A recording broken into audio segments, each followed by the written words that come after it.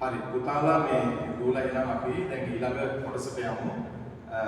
අපි අද දැන් ඊළඟ කොටස සාකච්ඡා කරන්න තියෙන නිබන්ධනය බලන්න දේශපාලන පක්ෂ සහ බලපෑම් කණ්ඩායම් අතර වෙනස කියන කොටස තමයි තියෙන්නේ.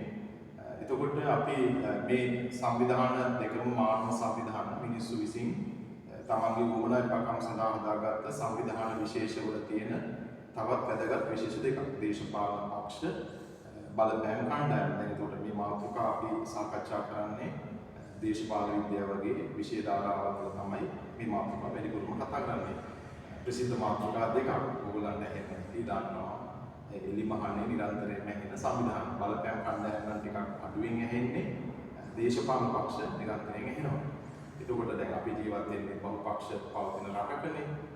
ඉතින් දරුවෝ අපි දේශපාලන පක්ෂ අපි මේ විදිහට නිර්වචනය කරමු. මැතිවරණයකින් හෝ වෙනත් ක්‍රමයකින් ආණ්ඩු බලය ලබා ගැනීම සඳහා යම් පුරවැසි කණ්ඩායමක් සංවිධානය වෙලා ඉන්නවා නම් ඒගොල්ලෝ තමයි දේශපාලන පක්ෂයක්. පැහැදිලිද? මැතිවරණයකින් හෝ වෙනත් ක්‍රමයකින් ආණ්ඩු බලය ලබා ගැනීම සඳහා සංවිධානය වූ පුරවැසි කණ්ඩායමක් අපි දේශපාලන පක්ෂයක් කියලා කියනවා. මැතිවරණයකින් හෝ වෙනත් ක්‍රමයකින් ආණ්ඩු බලය ලබා ගැනීම සඳහා සංවිධානය වෙච්ච පුරවැසි කණ්ඩායමකට අපි දේශපාලන පක්ෂයක් කියලා කියනවා. එතකොට දූල පුතාලා මේ අහන්න බලපෑම් කණ්ඩායමක් කියලා කියන්නේ ඊට වඩා වෙනස් අර්ථයක් දෙන එකක්. බලපෑම් කණ්ඩායමක් කියලා කියන්නේ ආණ්ඩු බලය ලබා ගැනීමේ අරමුණකින් තොරව. මොකද්ද? ආණ්ඩු බලය ලබා ගැනීමේ අරමුණකින් තොරව තමන්ගේ පෞද්ගලික අරමුණු වෙනුවෙන් පෞද්ගලික අරමුණු කිහිපයක් වෙනුවෙන් ආණ්ඩුවට බලපෑම් කිරීම සඳහා නිර්මාණය වූ පුරවැසි කණ්ඩායම. පැහැදිලිද? සරලවම කියන්න නැවතත් අහන්න.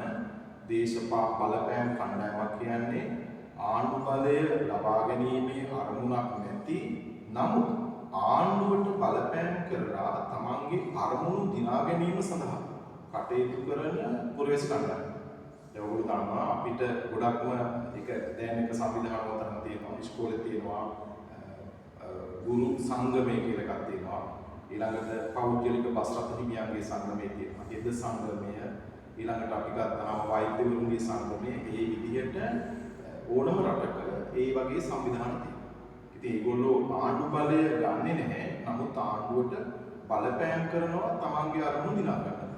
පක්ෂයක් එහෙම නැහැ. පක්ෂයක් ආණ්ඩු බලය ලබා ගැනීම වෙනුවෙන් කටයුතු කරනවා. ඒක මැතිවරණයකින් හෝ වෙනත් ක්‍රමයකින්. පැහැදිලිද? අපි ඊළඟ පිටුව පෙරලන්න ඊළඟ පිටුවේදී තවත් ඔයගොල්ලන්ට මම මේ පිළිබඳව තවදුරටත් මේ සාකච්ඡාව ඉදිරියට අරගෙන යන්න පුළුවන් අපිට.